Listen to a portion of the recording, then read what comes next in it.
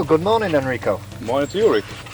Well, after a hectic night, well, full day really, travelling for both of us, Enrico's come from... well, actually, I drove here from Italy. Right, so okay. It's been 9-hour drive, Yeah. all day long. Yeah, and I hopped on a plane, did the easy thing really. Yeah. Jumped on a plane from the UK and flew into Prague. And basically, well, we're here in this beautiful secluded lake in the Czech Republic. Enrico, what a stunning place. Yes, it is actually, Rick. And well, I think we are quite lucky because for these days we have the lake all for us, so we can decide exactly what to do. And this would be the place where we will start our fishing. I think we should have a look how to split our rod pod. And we have this big island here in the middle, which is a pretty big feature. So I think probably we can use this as a, let's say, as a divider for two different sectors. Yeah, that sounds good. That sounds good. So, do you fancy the right hand side or the left hand side? Yeah, that's right. Yeah. I think we can start on this way. Okay. So then we see. We just do some casts with the microscope to look exactly how deep it is, how is the bottom, if it's soft, hard, silty, gravel, whatever. And then we decide exactly where to fish. Definitely, yeah. Sounds like a plan. Yeah, let's do that. Okay. The first thing I want to check, Rick, is this tree, because we have some big sunken trees here. Yeah. And this is a must in a place like this. So let's see. First of all, if it's clean. Well, it screams fish, doesn't it? That's tree. To see how dangerous it is first. Clean and small gravel. Pretty hard bottom. Okay, for those of you who don't know basically what we're doing, what Enrico's doing, this is not a fishing rod, it's a marker rod. And basically it's kitted up with braid, and a knobbly lead, and basically a float. So if Enrico lets braid out like he is doing now, the float comes up, so we can measure how far the float's coming up off the bottom. And if he drags the lead across the bottom, he knows roughly from the feedback, the vibrations he'll get through the rod tip, whether he's fishing on a hard bottom, a soft bottom, or if there's any weed or snags there as well, we'll be able to find out. So basically this is our eyes under the water. So we're trying to map out now and get some ideas of what features or hidden features we've got under the water.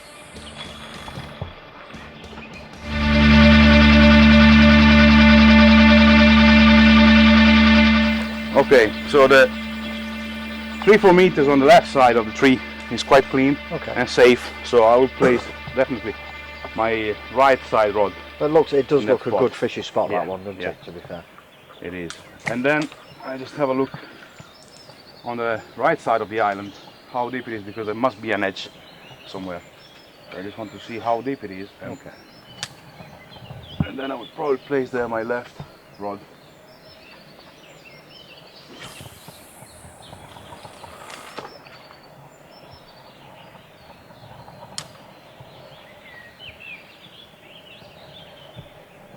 It's a bit more silty here at the bottom. Yeah? Yeah.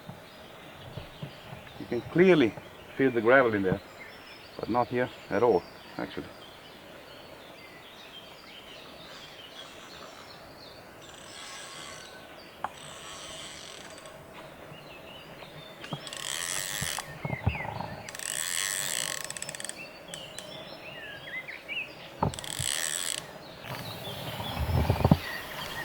Just over 6 foot then. Yeah. That's a good depth. That's a good depth. It is.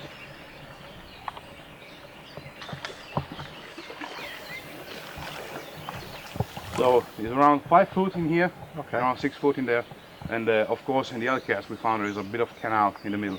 But I think fishing those two margins should be the right choice. So one and second rod. Okay. Have a look in your swim then.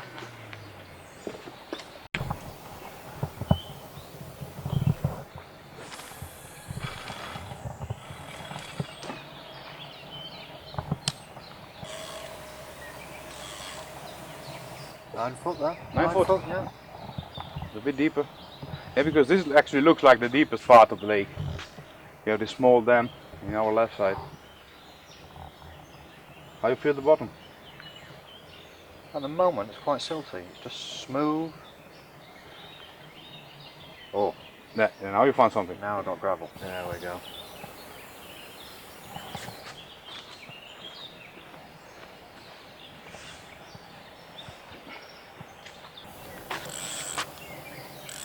Okay, what I've got there is basically over the back of the float I've got gravel. And all this side of it is smooth, just feels like silt. It could be silt, it could be like a clay bottom, but to me, with the feedback I'm getting through the rod tip, basically it's like a knife coming through butter. Right. Yeah. Nice and smooth, doesn't feel. But the other side of the float, I'm feeling all the tip knocking. So it's like hard. It's a hard bottom. Yeah. So it's. So I guess is there where you will. Yeah. Start. Yeah, definitely. I think it's a good place to start as well. If you've got one tighter to the island, tight to the snags, it's more open water. Right. I think I can concentrate. Maybe one baited area and fish 2 rods on the same area. Yeah, because we are fishing anyway with 2 rods each. So at least that way, if I'm fishing the open water, you're fishing to the features. You know, tighter to the features. And we are playing 3 totally different features. That's it, and we'll see what happens. Yeah. Okay. Let's do that.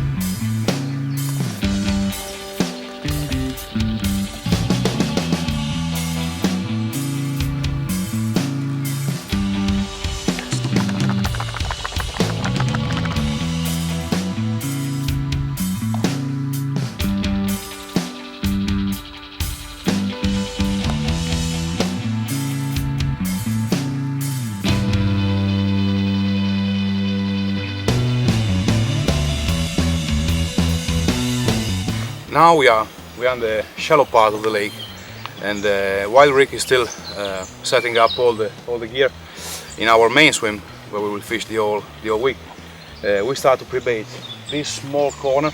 You see, we have a small creek coming in the lake down there, and because we are in the beginning of May now, and we are starting to have some pretty warm days, and we saw a lot of activities here. So probably the carp is just moving here to get some sun in these days. So we will just pre-bait a couple of times this corner here with some bioliver boilies, and then we will do some stalking. So we will give 2-3 days more of pre-baiting, and then me and Enrico will come here with 2 short rods, very light gear. Then we'll try to track some carp that is swimming around here. We saw a lot of activities the last days here. What I'm going to pre-bait now is 1.5 meters, the maximum depth, and then we will also try with 1 rod, maximum 3 meters from the shore. Here we have around 80 centimeters, 1 meter of water, and a lot of rocks, as you see, and a lot of roots from the big trees. So it should be a really interesting spot.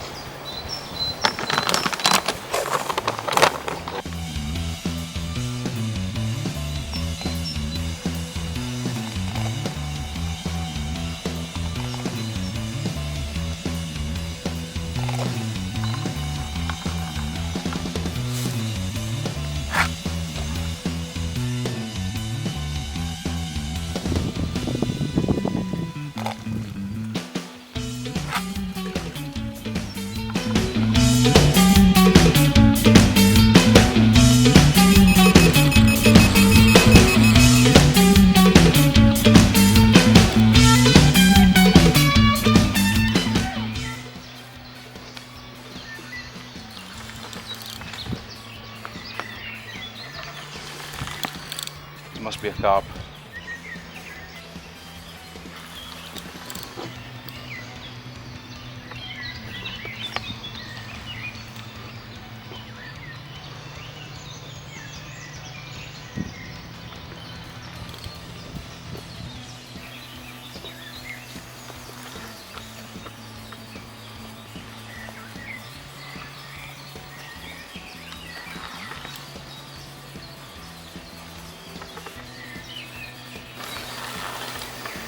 Feel good, Enrico? Yeah, actually looks a nice fish.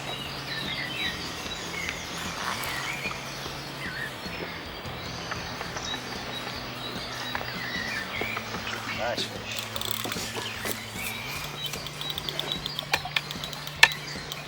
You won't believe it, we also have the scale now. Yeah?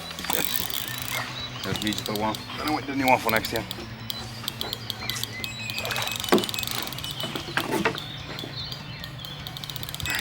Yeah,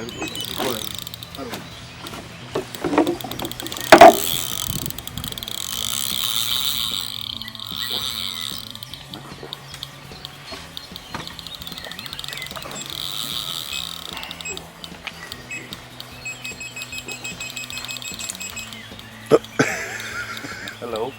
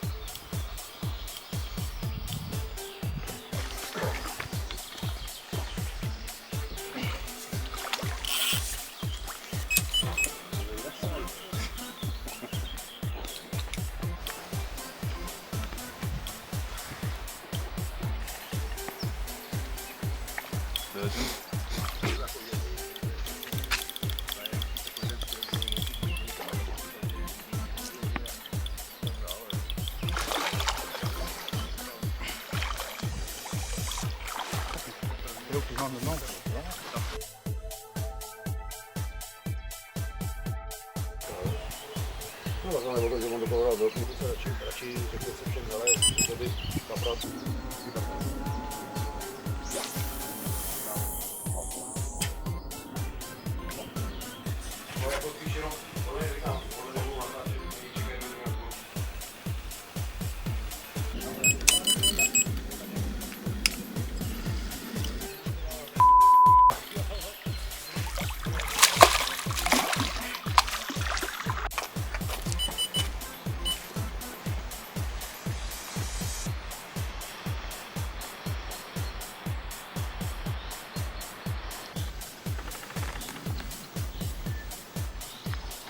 Ah.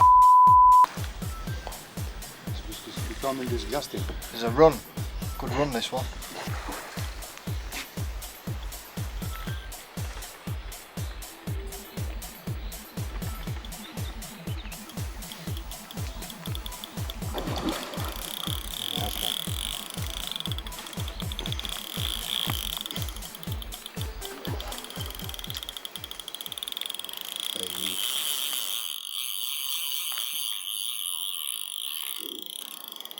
So just keep eating for a week.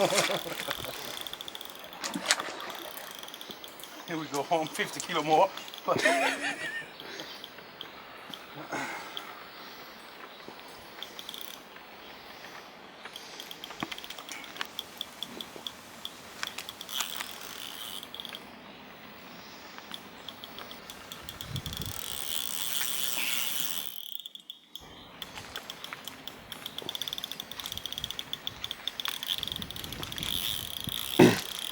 Oh, mirror. fella.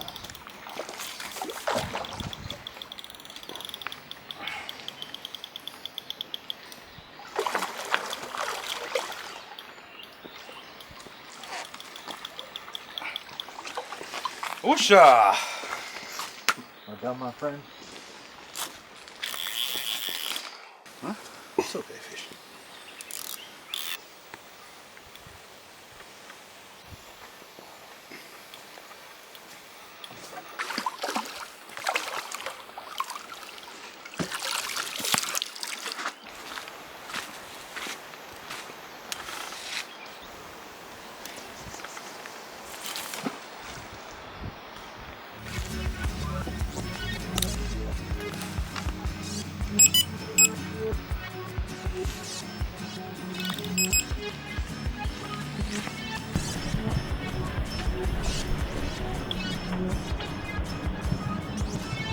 sturgeon that come up over there, though, didn't it? At last.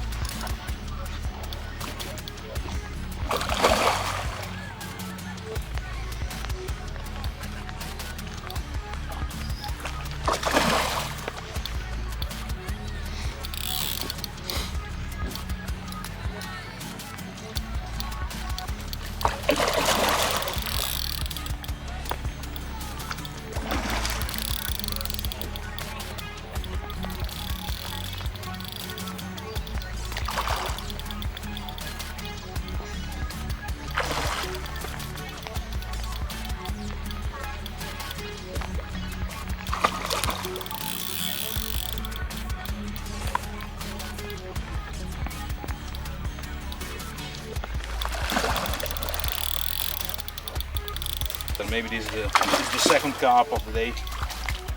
Too many sturgeon fish. Finally, that's free. Okay, this one's been a long time coming today. We set our rods up this morning and baited very lightly because I'd never fished here before, so started off with single baits and then slowly introduced maybe half a kilo of boilies over the top.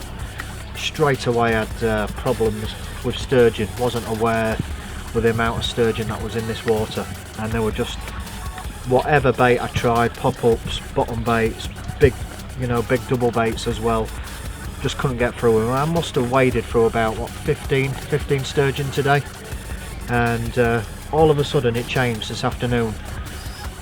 The sun disappeared, it started raining, it's gone dull and overcast, just still warm, and we put the rods out. I went round and baited up again, and to my surprise, no sturgeon. They'd sort of like disappeared, and we can see from the activity on the surface that there are sturgeon still topping, but they're not interfering with the baits for some reason. Anyway, managed to get the rods out for at least, I don't know, 45 minutes, something like that. Resulted in my first common carp of the trip, well, second one of the trip, sorry. I caught a smaller one earlier on today, and chuffed to bits. Didn't think I was ever going to see a decent carp on this trip. So even though it's gloomy and raining, well pleased with this one.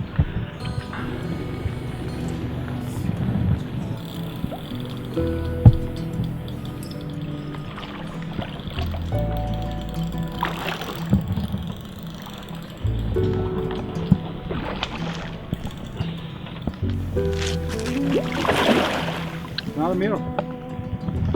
Yep.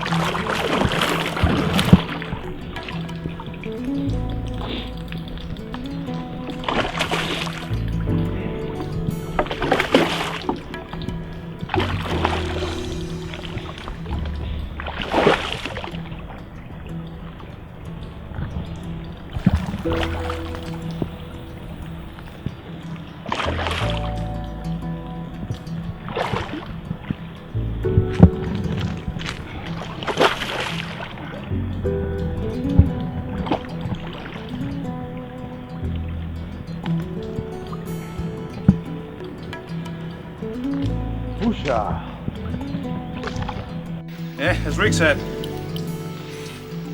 the sun disappeared and then the action is just starting all of a sudden. Rick had just caught a nice common carp. He's already fighting another one, and in the meantime he was taking out the hooks from the common one. I was fighting with this nice mirror with a beautiful color. Oh, whoosha. Beautiful fish. Again, a snowman. Seems like the snowman is the winning key right now. Yep. So let's just take a couple of pictures and then I help Rick land in the next one.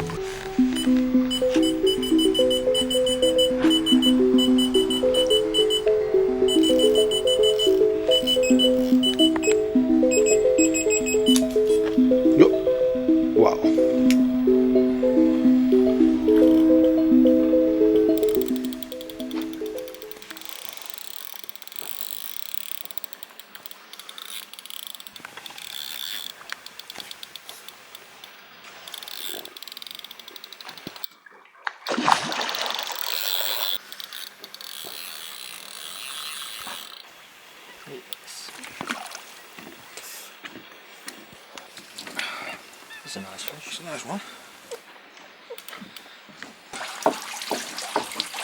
Very welcome fish. I've gone a long time in between catching fish. We've had a bit of problem with some of the sturgeon seem to be wiping us out as soon as we bait up, and we've gone a long period, probably, I don't know, maybe 2 hours, Enrico? Easy, even Yeah, more, 2, 3. 2 to 3 hours. Well, we'd had a quiet, so we wound our rods in, rebaited, checked the rigs, put fresh bait on, and for some unknown reason, whether it was due to darkness, the sturgeon hadn't come on the feed. But just as we're getting into the darkness now, resulted in this little bonny mirror carp, which is very welcomed, very welcome.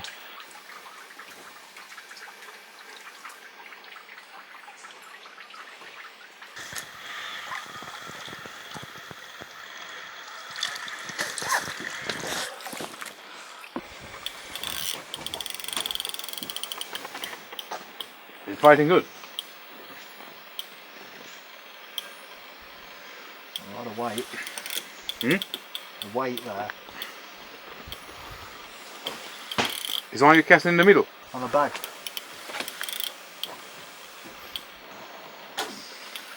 Blind chuck. It actually doesn't fight as a sturgeon.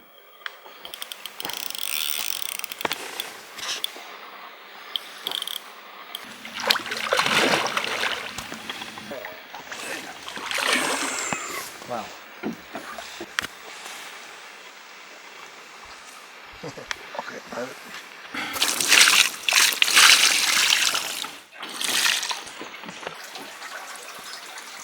That's where all the power is.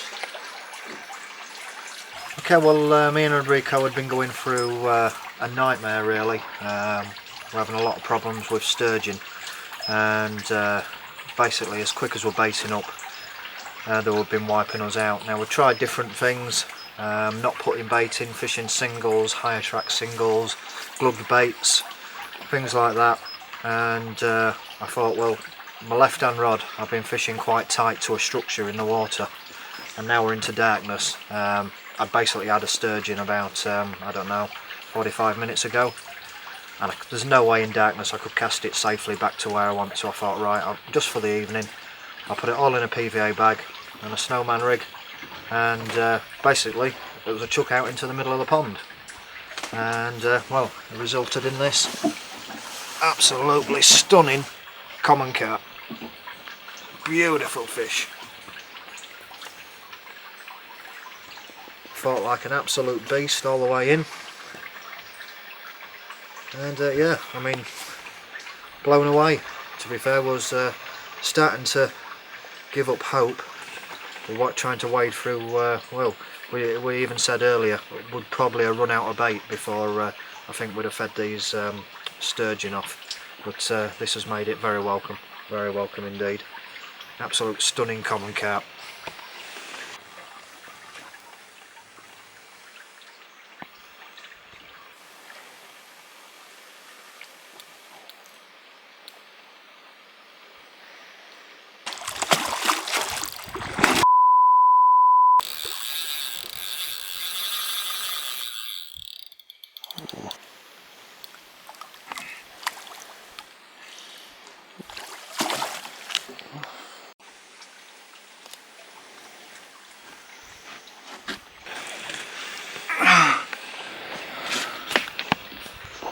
Beautiful common.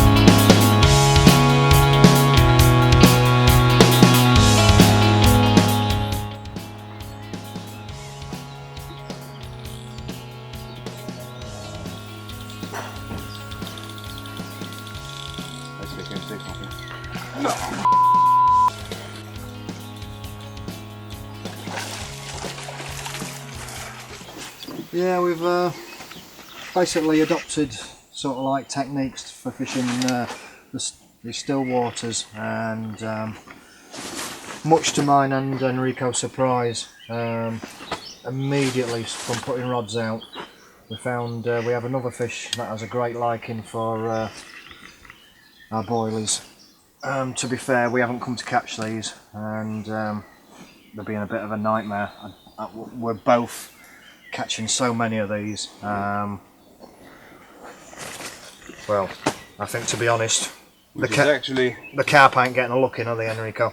Yeah. Now, as nice as they may be, if you've never caught one before, they almost look prehistoric, like a dinosaur in age. But it's not what you're looking for. yeah, it's not as carp anglers. This ain't what we'll come for. And to be fair, they're giving us some big headaches, some very, very big headaches. So we may have to change a few things and maybe go to a different area lake if it persists, and see what happens. But like I say, I mean, this is our problem at the moment. Like the guys in the UK, we have the problem with a bream across there. Well, across here we're having the problem with these things, and like I say, it ain't what we come for.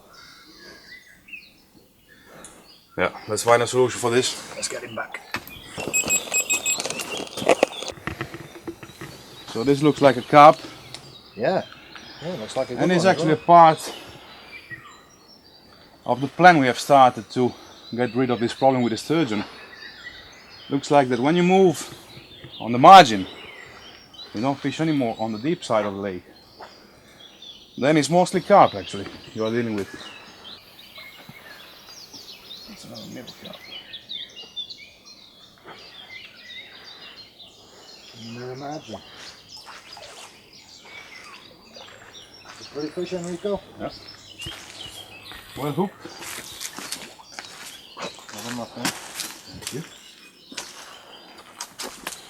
The rigs have been working perfectly, you see. Perfect in the Yeah, right. I've noticed. I mean, we've Or the bottom jaw.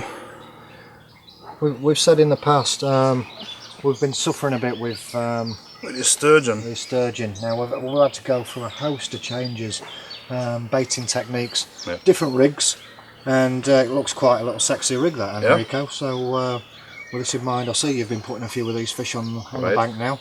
I think at some point we'll break for a couple of minutes and we'll go have a look at Enrico's setup, we'll look on details. The changes he's made to And how it works. put these fish on the bank, because he seems to be catching a few now. So well done, Enrico. That's a stunning little fish, that one. Beautiful, beautiful fish. Okay, I'll move it with a mesh.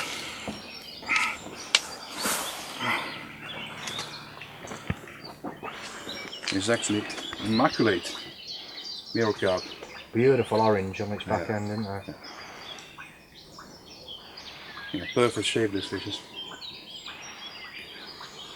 And this is actually the fourth carp coming out from that spot.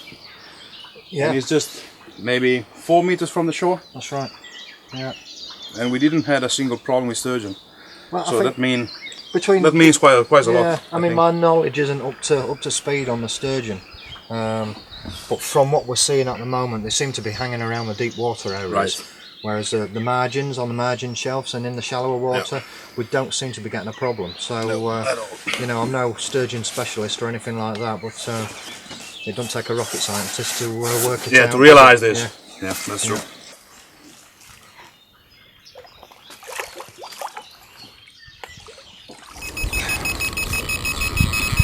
Okay, Rick. So 7 months have been passed by from the fast water adventure in the Po River, and we are now in the middle of May 2013, and we are in a pretty different environment since September last year. Yeah, I mean, the fast water, wow. I mean, that was one hell of an experience for me. Opened my eyes to how you guys fish the European rivers. But I feel a little bit more at home, back in my comfort zone coming to this. Is I mean, it's an absolutely stunning lake. A little bit more intimate. Right. Yeah, very, very similar. I mean, very similar to sort of like the UK style fishing. And actually, I was looking forward to come here with you because I was really curious to see. You know, I was thinking about this lake and I was thinking about you and your fishing in UK, and I said, Yeah, I'm quite sure that Rick can show me some seriously important trick to fish this kind of small water. Yeah, definitely. And I mean, it is. I mean, a lot of people overlook these small waters. I mean, they are tricky. They can be very, very, very tricky. And I mean, looking at this place with a stunning backdrop, I mean, what a better way to sort of like start our next fishing adventure. I mean, a quick glimpse over the lake. And we've got the tree lines, we've got islands, we've got bars, we've got rocks in the water, we've got snags. I mean, and also the bottom is quite interesting because we've been doing some casts with the market float this morning, and we found out that this lake is actually split in two really different sections. We have the shallow part and the deep part. Yeah, a bit like most lakes, really.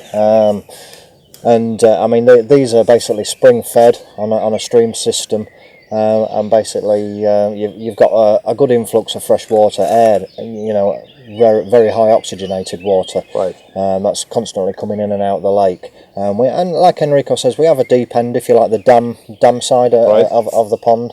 And I mean, you only have to look at the backdrop there, and you can see the great big boulders and the rocks. So I mean, like Enrico said, we've had a good lead round with the marker floats, and I mean, we've found some fascinating features in this lake already. So yeah, I mean, it looks absolutely stunning. And again, like I say, I mean, I'm feeling a lot more at home on here already. Yeah, I mean, I think we're in for. I can actually see that you feel home. Yeah. When you are casting and preparing rigs, you just go straight ahead by your way. Well, that's it. I mean, my neighbourhood back home, we have a lot of ponds. You know, this sort of size, maybe 2 or 3 acres. And you know, like I said, I mean, a lot of carp anglers overlook them, and they are, like I said, they're maybe not some of the easiest waters.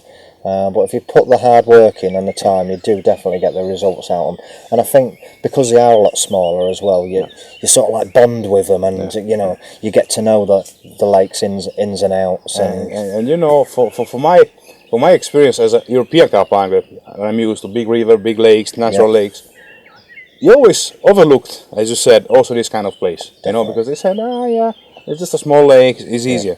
That's not true at all. No. It takes a lot of understanding and a lot of time to understand how it works, because we've seen that if you fish in the wrong place, then there's just no way.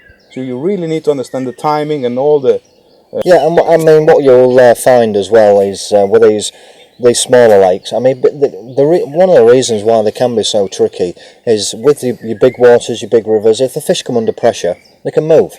I mean, these can either go from one end of the lake or the other. I mean, so these carp, in what you find in these small waters, they're probably stooped in the art of evading anglers. That's right. You know, it's programmed into them from birth, because you only need like maybe half a dozen guys on here, and they're like, whoa, you know, what's going on? Yeah. And they know how to avoid fish, whereas on a big lake, they just go out of reach. Yeah. You know, out of sight, they've got the room to move. Whereas, you know, on here, we can always put a bait to them because everything's within casting range. Right. So, like I said, yeah, I'm really looking forward to getting the rods out and doing a bit on here. It's like I say, a lot better for me. I think it's well in my comfort zone, this one. So Rick, you've been spending quite a lot of time this morning with the market float, and I did the same, and I think we found some interesting features on this lake actually. Yeah, definitely. I mean, up at the light. I mean, a beautiful morning for starters. Watching the mist come off the lake, absolutely stunning. So first thing we had to do was get the marker float out, find out what features or hidden features we've got under the lake, and see if we can establish some sort of like patrol routes and feeding times on the lake. And to do that, we need to know what we're fishing on. Basically, had a good lead round this morning, and we found sort of like a gravel rocky area in this, like, if you like, the main open part of the lake. I would say, just as a starting strategy, we have used this island as a border between my rod pod and your rod pod, so we both fish in an independent area with different features. Yeah, I mean, what a superb feature an island is. I mean, it's like the old saying: you put a tree in the middle of a field, put 30 people in there, they go stand under the tree. That's Why? right. Because it's there. Right. And the same thing with an island. I mean, every island on every water screams carp. Yeah. I mean, you've got a marginal shell for starters around there, as well as all the trees and the bulrushes around the lake. So yeah, what a magnificent feature we've got already. So let's talk about your swim first of all. Yep. Where you are fishing, what you found interesting from, let's say, from the island to the left hand of the lake. Yeah, I mean, it's slowly, from what I understand with the marker float, it gets deeper from right to left. So from the island, it maybe shallows up 2 or 3 feet, right. And then it shelves off quite deeper down to the let's call it the dam wall side, right. Down to about 8 foot. And also, yeah, I mean, I can literally draw a line in between the island and the dam wall side, and I've got pure rock. Yeah. To my right. I mean, it's all the way through this side of the bank. It's rock, gravel, and then slowly as I go along with the marker float, I'm feeling it's a bit choddy down there. Right, There's a bit of silt, and I'm picking up some dead leaves the closer I get to the dam side. So it tells me that it's quite silty down there. Now from the far side as well, obviously, I was up on the high bank yesterday with a set of Polaroids on, and we can see we've got some big rocks sticking out the water in places as well. So we've got a few things we've got to be aware of when we're putting baits out, and if we do hook up with fish, we've got to make it safe to get them back to base if you like. That's actually what I found, because as you said, as more you come close from the island to our peg, then the bottom it becomes more silty. That's and right, you can not really feel all the rocks. And this is everything I have here in my left rod that is fishing almost in the open water from our spot to the island. So I have to fish just a bit longer, because from the island to the tree is a border from the deep side and the shallow part of the lake. Yeah. Because just after the tree, then it becomes really shallow. But we cannot fish down there because it's too dangerous for the fish. They can just easily get snagged on the trees, and we don't really want this. So I have to fish actually just a bit closer here when we have the first edge before the maximum depth, and then with the other rod I have to fish really close to this bank, maybe 5 meters from the trees, where it is still is a bit gravel and there's a bit more solid bottom. So basically, I mean, where we've been where we're planning on presenting our baits is on the hard stuff, really, just on the edge where it's going from hard to soft sort of thing. So we should get a nice clean presentation, and fingers crossed. I'm feeling really confident with this one, Enrico. It's nice to be able to get to a lake, and have a quick lead round. We've got quite a few days here, so we're not going to disturb the fish too much. And if we do, they will come back again. But it's nice to understand what you are actually fishing on. And I think that's one thing we need to emphasise, because you see so many times, I see it a lot. People come to a fishery or a pond, lake, river, and they just chuck their rods out and then wonder why they don't catch anything. And with these waters, these smaller waters where they are so, if you like, closer and personal. The difference can be sort of thing, dropping your bait there to dropping it there. That's right. And if you're getting a pick up off there, but you've been dropping there, and that is a dividing line sometimes. It's if you can't put that bait right on the right place, and you need to know what you're fishing over. I guess maybe in a lake like this, if you put the bait in the wrong place, I guess maybe we'll catch a fish sooner or later, because maybe in a small water they will swim in there. Yeah. But if you stay there just for a 24-hour session, then you really need to be where the fishes are and where they are just swimming, because otherwise you will just waste your time. Yeah, well, the old saying says, isn't it, is 10 minutes in the right place is better than a full day in the wrong place. That's right. And fingers crossed, like I say, we think we've found some nice spots to fish on. Yeah. At least now we have a clear overview of our part of the lake, and then we'll try to get the best out of it. Yeah, we're understanding, aren't we, what's under the surface, and if you understand what's under the surface, in my opinion, it adds to your advantage of fishing. It is.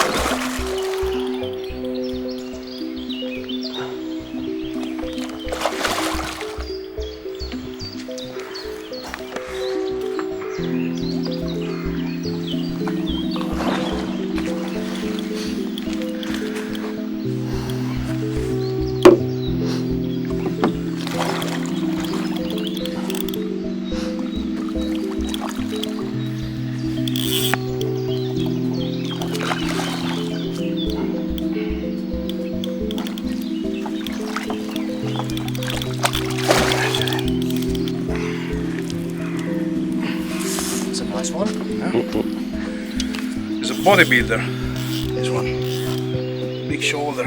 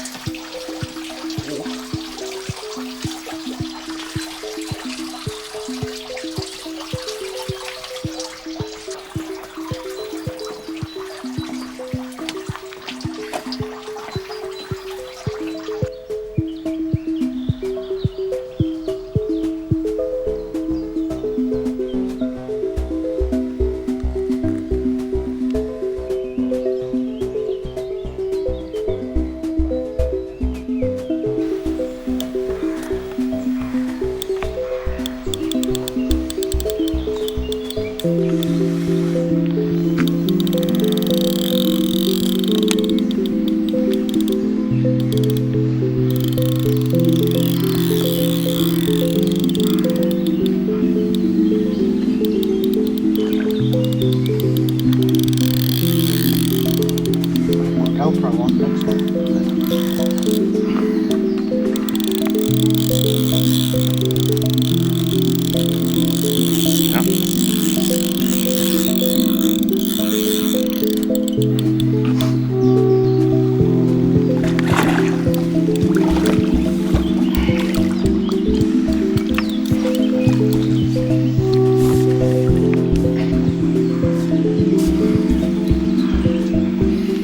Seems like the strategy to moving closer to the shore is paying off.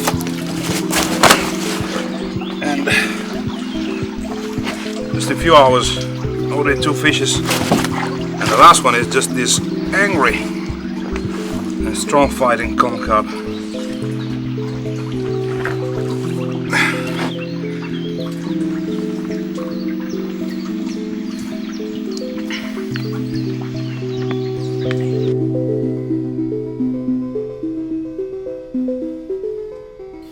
Okay, as promised now, Enrico's taken 5 minutes out of his fishing, and basically he's just wound in one of his rods for us now. This is one of the rods that's been doing quite a lot of fish for him, so I'm quite interested to see his setup and how he's going about it. Enrico, take us through what gear you're using. And I just start from the beginning. As you see, for this lake, I've decided to use pretty strong and heavy mainline. Yep. But in the same time, I'm using a pretty soft and parabolic rods. We are using the C2 Prologic C2, 2.5 pound in this case, with an Axiom V2 size 60 reel. And the mainline I'm using is the Interceptor 0.37 millimeters. So it's a 20 pound. 20 pound breaking strain. But it's really thin, this stuff as well. Yes. But that's good because you can really force the fishes. You know, also very short distance, because you have the rods with a bit of a forgiving action, but you still have the line and you can pull as stronger as you want. And then I had this leader, is a hollow leader, our supercharged hollow leader in 30 pound. Okay. So, and it's just the normal look to look. This is really nice and soft and supple, isn't it? I mean, it does sink very well as well. Sinks, but the added advantage of this, it follows all the contours along on the bottom. So it's quite a fishy leader. And I actually like this because even if you need some time to use a very long leader, these slide inside your guide of the rod with no problem. So you can actually, because there is some situation, for example, when we fish in a few lakes in Italy where you really need to have 1.5 meter of this leader. So you know, it's quite hard to cast with a 1.5 meters out. So you just slide in through the line and then just slide out with no problem at all. Cast perfect. Yes. And then, as you see, I have a normal safety lead clip solution with a quick change swivel. What is nice, I think, is the rig. Yep. Now, what's this made out of? Is the Gladiolink. Okay. Coated Gladiolink, 30 pound. I've just removed the coating here, of course. Yep. So it is totally soft and supple. Then it's coated, and then I just remove it probably 3 millimeters here. So you have this perfect liner action. Yep. And you have like a hinge technique there, don't you, as well? So basically, if you wanted to change it from a pop-up, you can easily do that. Fish a pop-up as well. I mean, I think that I noticed with this Gladio, it's absolutely beautiful, isn't it? It really is. I mean, and it blends in. It's not a green and it's not a brown, but it's everything in between. Yeah, because we have this parallel camo, which is really nice. And actually, it's nice because the coating of this, first of all, is really sinking, and there's a lot of people who is using totally coated on the rig, and it's the perfect mix between a normal rigs and a stiff rig. Yeah.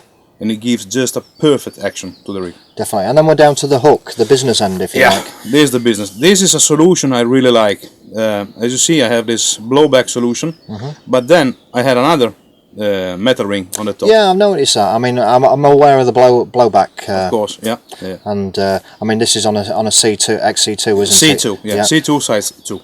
But the ring up here, I mean, I've seen what you're doing. I mean, I am aware of the advantages of but Enrico, tell the people at home, you know. I actually started to use this solution because, you know, I like to be free to change the size of my hook bait as much as I want. Okay. Without being forced to change the rigs every time. Well, first of all, the XC2, especially in this size, is a really good hooks that can work with many different sizes of bait. Of course, not too big. But in this case, for example, that I'm using a Cream Dream 20 millimeters and a 16 millimeters pop-up, so in a snowman presentation. Okay. Then it's just the perfect one. Yeah. Then I just show you how I do this. I mean, the added advantage, what I'll just try and get across, what Enrico's trying to get across, is basically that not all boilies, even if you buy a bag of 16s, you buy a bag of 20s, they're not all the same. You know, you always get a variance in sizes. Now also, like Enrico said, if he ever wanted to change baits, and let's say he wanted to move from using boilies onto particles, but didn't want to tie a new rig, he's got the advantage using this setup. That basically you're not having to.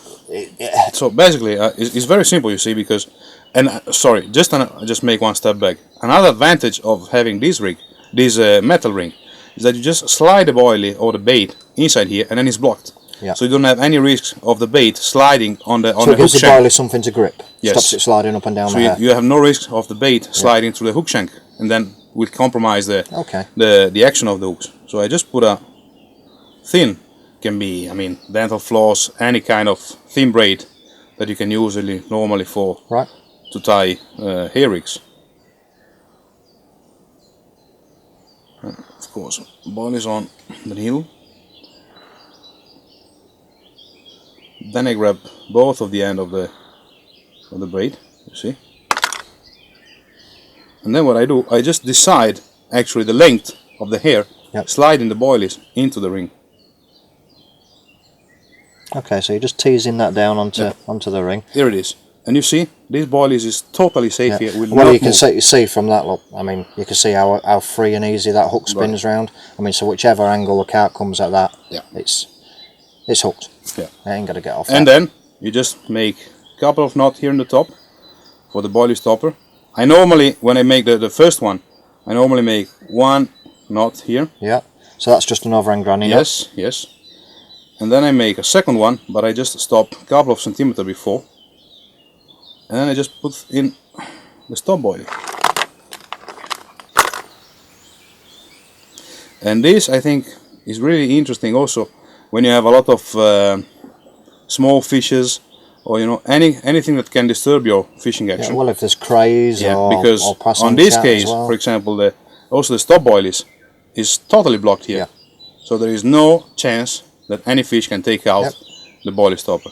And then you just make a couple of knots more, and that's it.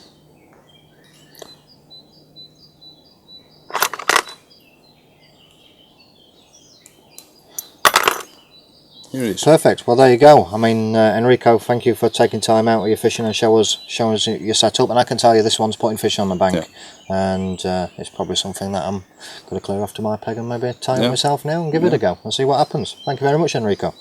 You're very welcome, Rick.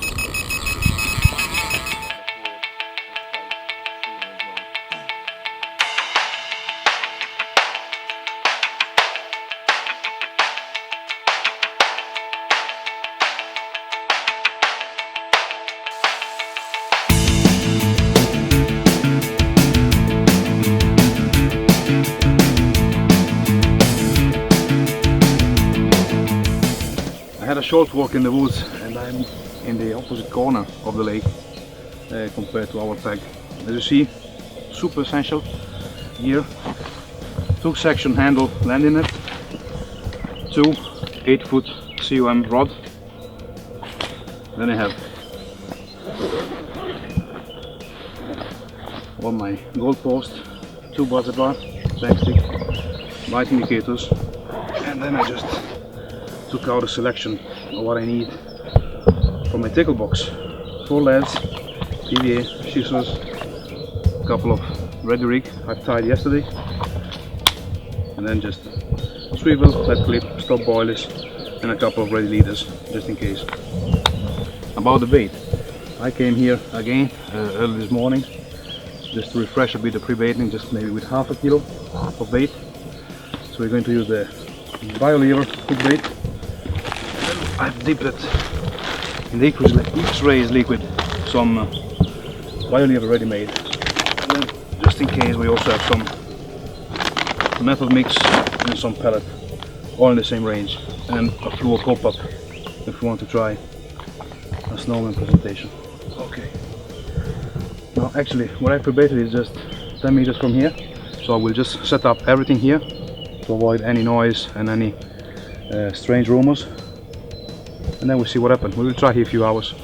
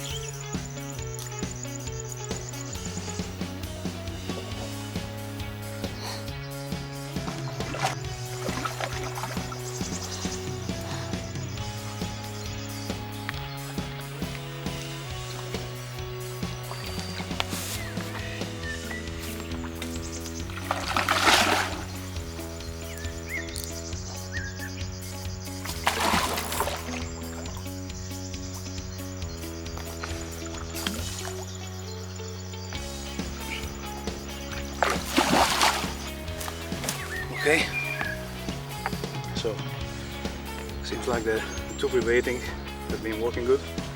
Just 30 minutes after I dropped the bait, 1 meter out of the bank. It's a beautiful mirror. And our single 16mm hook bait was a very short stiff rig C4 size 6 hook.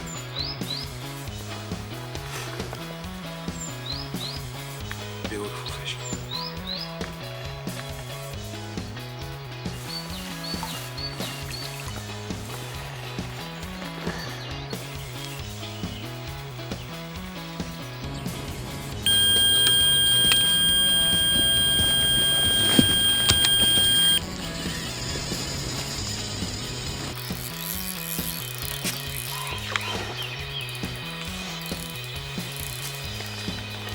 I love this.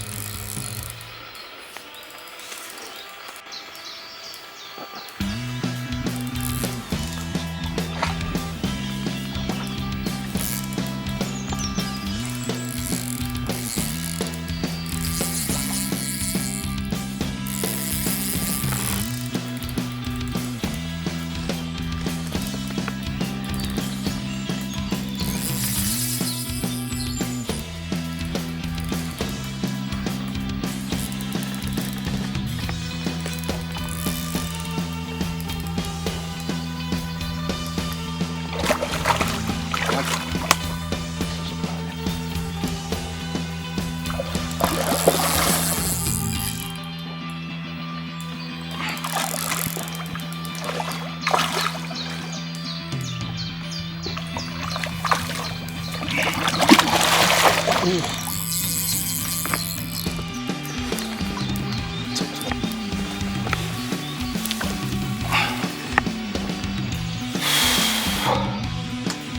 was a fight.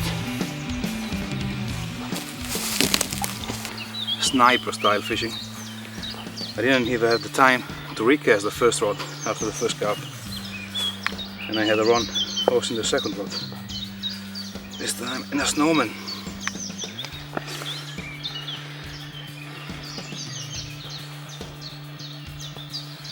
So it seems like they really appreciated the baiting with a bio leader. Oh, this one is a fatty. Beautiful fish.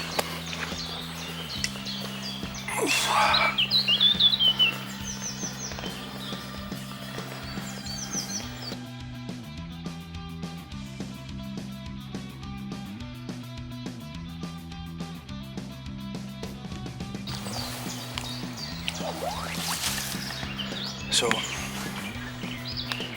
now we made a bit of noise and real lot of confusion in the spot. So we just prepare with few boilers, a few more pellets, wait 15-20 minutes, and then we recast the rod. And then we see if we can repeat this really good fun.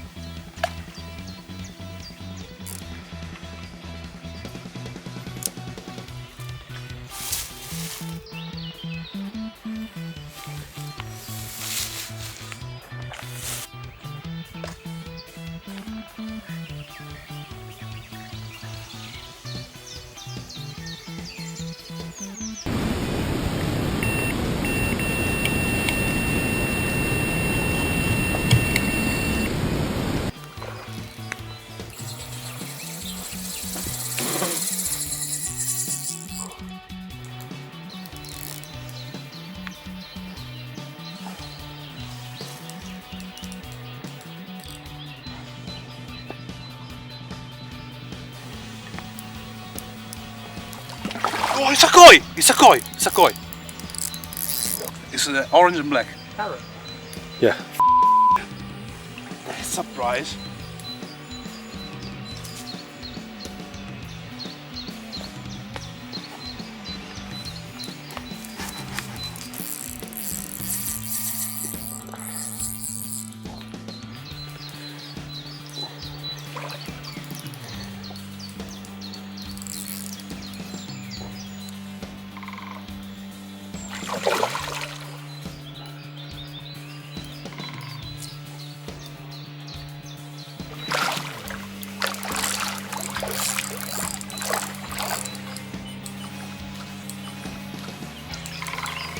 In. Oh! This is the best reward for this tried with the ultralight gear, a bit of stalking fishing, ultralight. Wow. I didn't even know there was koi carp in this lake.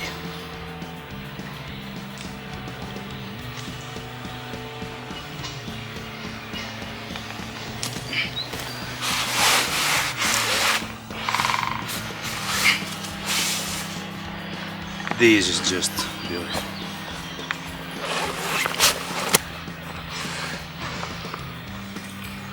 Look at this.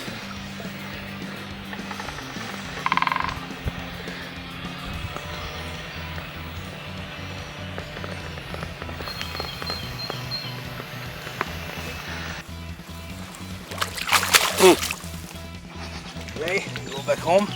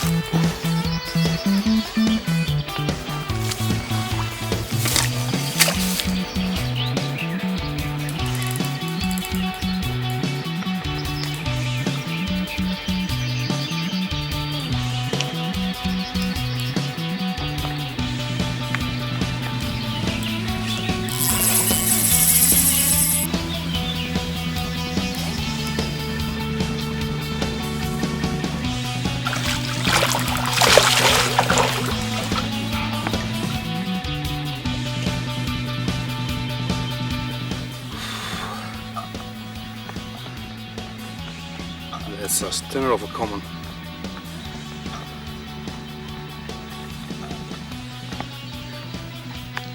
Double 16mm bioliver boilies.